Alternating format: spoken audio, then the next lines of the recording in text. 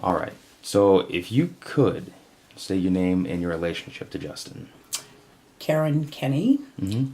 Justin Kennie's mother. And I'm Joyce Kennie, and I'm Justin's grandmother. you got it. And so we know where the stone's going to come from, though. We know it's going to come from where? From Cornish, from the house that he pretty much grew up in. Mm-hmm. And it's a strawberry bed that I actually had Justin dig out. It's a mountain, so it's very sandy, very rocky. All right. And when he and a friend of his took a end of spring summer day to create this new alpine strawberry bed for me, at the same time he dug way down, moved huge rocks, and buried a time capsule. Did he really? And You haven't gotten it yet. have not been able to retrieve that time capsule. Now, And what has kept that from happening? because he put it down probably 6 feet or more. Really? And he told his buddy, well, he told me that he put it, and his buddy's looking, what'd you tell her for? She's gonna go dig it up. He goes, yeah, well, they're gonna have to go way down past that big rock. He goes, and then, so. So there's a time capsule in there that's still Still there, and my house is getting ready to sell. So Now that your house is under contract. it should be going under contract. It's not under contract yet. Mm-hmm. It should be soon. My hopes is it's been on the market for 8 very long years, Mm-hmm. and I don't think it's a good idea to have a big hole out there. Probably with their not. Animals, No, we can- running around. Maybe you better bring in an excavator. I mean, Justin did something. He really did it. So do you know the exact location, or is it somewhere in Well, the that's just 20-foot it. area? It's in that giant circle. Do you know the size of it? The size of the time The capsule. container, yeah. Oh yeah, it was a collector's edition of M&Ms that he had received years before, and so it's a silver metallic kind of plastic part, which would come apart 2 halves, and then All right. they would be put together. So it's literally a capsule. So, yeah. It's the capsule is the time capsule. Yes, yes. Wow. Yeah. That's got to be exciting just knowing that's there, though. I mean, that's got to be very exciting. Well, exciting, and part of me wants to find it, and part of me does not, because when he buried that day, and I can see still sitting here, visualize him in his white t-shirt, standing right in the kitchen doorway, and we had the discussion of, Justin, this is before he actually signed up for the Army. He had not done well in school, not because his ability to learn wasn't there, is his ability to get up and go to school on time. Right. So he looked at me and I goes, Justin, what are you going to do? Well, he goes, I'm only going to have 3 more years on this earth, so why can't I just hang around here? And then he turned around and looked at me and goes, no, I really do want to do something, Mom. Well, when he said that comment, it's just, what are you talking about? You know, and then lo and behold, it was approximately 3 years later, he was gone. But if he dedicated himself to the service, and he had his heart in the right place. Well, and it was he had it in his head for a very long time, because he did RFOC in high school, and just kept ever since he was little, said he was going to be in the service. Did you always know he was going to be in the Army? I think it was at one time he was kind of him and Hodden between the Marines and the Army, but it was geared towards the Army pretty much right from the get-go. That's nice. At least he knew what he wanted to do. Yeah. So he knew he wanted to do it, and then he pursued that dream Yeah. to become a soldier. That is phenomenal. That's fantastic. Now, how did you feel when he came and told you that he was joining the Army I didn't like it. at all? No.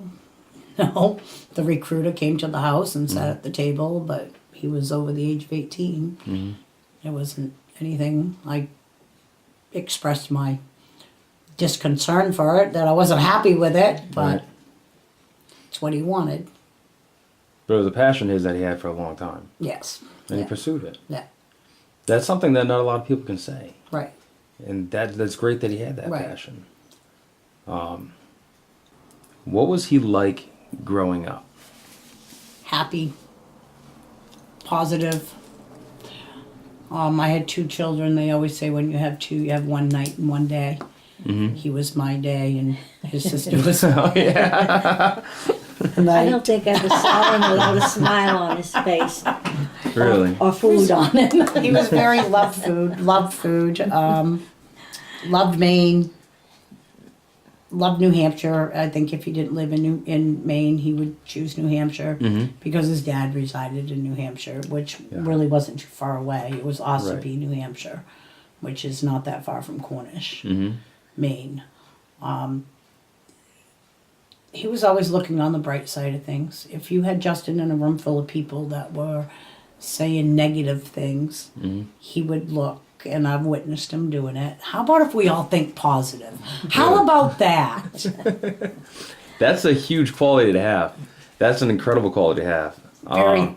He was a thoughtful, considerate. In school, he would always go and put himself and become friends with the kid that was left in the corner by himself that nobody was paying attention to. What were some of the things that he loved doing? Paintball, Right off the bat, just Paintball. paintball. lobster, cooking. He loved cooking. Now, I read that he loved cooking very much, and paintball and cooking were 2 big things that I picked up on before coming here. What were some of the things he used to love cooking? Steak. Awesome. This is a Steak. real man right there. Yeah. I love it. Yeah, yeah. But he was also the type of kid that it didn't matter. I would cook him a meal, and you could always tell if he really liked it, because if it was just okay, it would be thanks, Mom. Mm-hmm. And if it was really good, thanks, Mom. That was really, really good. You know, he was, but always a thank you. Yeah. I mean, I don't know too many children that look at their parents after a meal, after supper time, and go, thank you. Mm-hmm. So he didn't overlook anything. He made No, sure he he did not. really was that person who wanted to make sure that he appreciated others and people understood that. Did he ever cook for you? He did. Yeah. Not a lot, but I worked a lot. So, Gotcha. but so some of his, and he was a very messy cook. So I would come home and he would- I hear that one. So he left the mess for you. So yeah, so he cooked and left the mess for you. he liked his fantastic. food. He really did like his food. And he That's wore great. it well. Did he? Yes, he did. Nice. What made him want to join the military? Well, in his own words, and I think in this book, I submitted, well, you've been in the service, so you know. When you go to boot camp, they make you sit down and write why you joined the service. Yep. And What magazine is this, real quick? this is the Run for the Fallen. This is Okay. That was the only year they did. That was the this second is year the that they second did it. year that Because- we attended. It was the third year's run. Yeah. We did not attend the first year. They did not know how to get in touch with me. So it wasn't until the second year that they got in touch with me. But this was Justin's own words as why he joined the Army.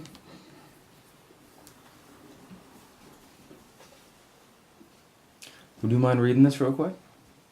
Oh, you want me to read it? Could you read it real No, quick? I suppose I could. That would be fantastic. Justin wrote, I was born and raised in Maine by my mom. My dad left when I was 3 years old. I now have a good relationship with both parents. I still do a lot of the activities that I did in high school, including paintball, which I love to play. I came into the Army for 2 main reasons. I wasn't going anywhere in life, and with the way the world is going, I want to be able to ensure a good future for this country by helping to protect it. I want my niece who means the world to me. It should have been nieces. To be able to have a happy and safe life when she grows up. I also want to help my kids have the same quality of life if I end up having any. And unfortunately, he did not, which is one of my losses. I don't get a grandchild from him. And it was kind of ironic because one of the runs that was after this one, John Mixon had actually arranged for President Bush and Laura Bush to attend. And when I approached him, he looked at me, he goes, "Oh gosh, I hope you passed on those baby blues." Well, I did, but to him. Yeah. What's your favorite memory of Justin? You probably have thousands of them. Oh, Just- many, many, many, many, I many. could imagine.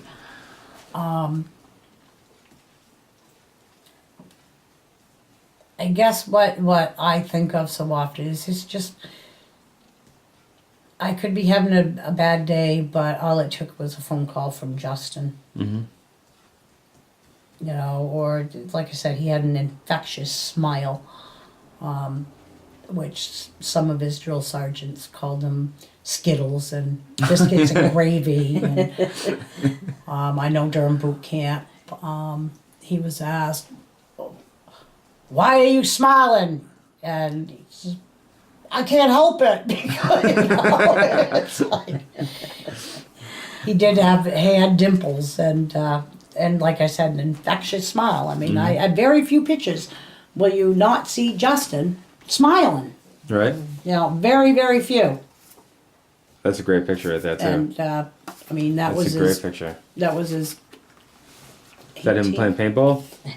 That's his paintball shirt, Yeah. Nice. which I still have, and his hat. That's awesome. That's great. He seems, from talking to you, that he's a very loving, selfless He was person. Very much so. Very much so. And I love Yeah. how upbeat that Yeah, he never put is. himself first. He had $1 in his pocket. He'd give that $1 to somebody that was in need. Mm-hmm. That's good. That's huge character trait right there. That's huge. And it kind of showed with him joining the service. Some of the boys were telling me, you know, it was Justin that got up out of bed and said, "Come on, you guys, rise and shine, let's go! Time to get up!" And he was the one that was, and that baffled me because all through high school I couldn't get him up to go to school. Really? But yeah, he was the one that was getting them to get up Really? and get out there to do their drills. So he found it for himself. Which amazed me. It was like, what? It was like, what? It's like, yeah, it was Justin that was getting us to get up. And, because like I said, he had that infectious smile. And, even that the positive- drill sergeants didn't understand, why are you smiling? You know, it's like, can't help it. That's great. I love that story, by the way. I absolutely love that story about his smile. We talked about something on the phone, and I hope I could share it here for a second. But you told me that you were scared, that you were afraid. I think that was the first couple of years, yes. And I think that's common for any Right. mom to go through. That they're never going to forget their child, but the world goes on. And for me, the world stopped. Right. But everybody around you. And everybody else was going on with their own business. And at that time, that was baffling to me. Is it now? No, not any longer. But The one thing that I'm very happy to be able to tell you today is that Justin's memory will never be forgotten. And that, especially being a part of this program, his memories and his stories and his legacy is going to impact many people forever. And that's the promise that I can make to you here today. I want to thank you for allowing me into this very special place in both of y'all's lives. Thank you very much. I appreciate that.